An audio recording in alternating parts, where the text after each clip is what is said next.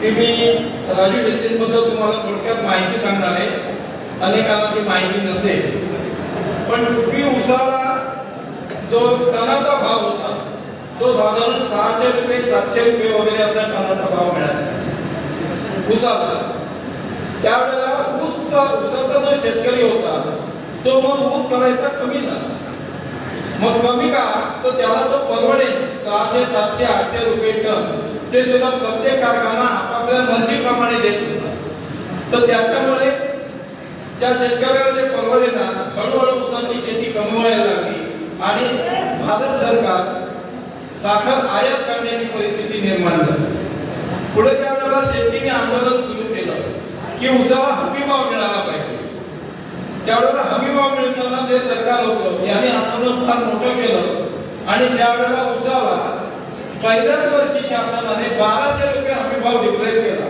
तुम्हाला सुधारणा करा 1200 रुपये प्रति टन असा उसाला हमी भाव शासनाने डिक्लेअर केला. सगळ्या कारखान्यांनी 1200 रुपये टनापेक्षा कमी दराने ऊस घ्यायचा नाही हे त्यांनी त्यावेळेला केलं.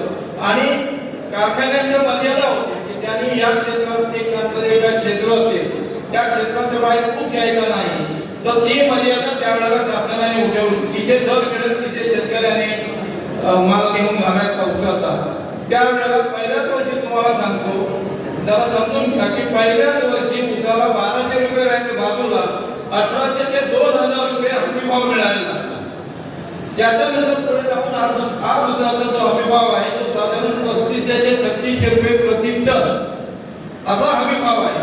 या धर्तीवर मी अनेक वर्ष कॅनिंगच्या आंब्याला हमी भाव, कॅनिंगचा आंबा आम्ही इथे देतो लोकांना, म्हणजे जे कॅनर असतात त्यांना.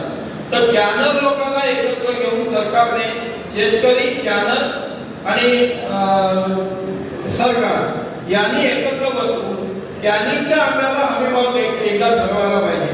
कारण साधारण आंब्याचे खर्च वगैरे जे वाढलेले आहेत त्याच्यात 20 ते 25 रुपये पहिल्या ते 30-35 रुपये भाव देतात आणि नंतर तो 20 रुपये 18 रुपयावर आणतात.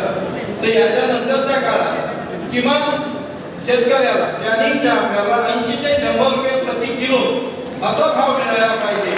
आणि त्या दृष्टिकोनातून सरकारकडे ही मागणी केली पाहिजे. पूर्वीपासून मागणी केलेली आहे.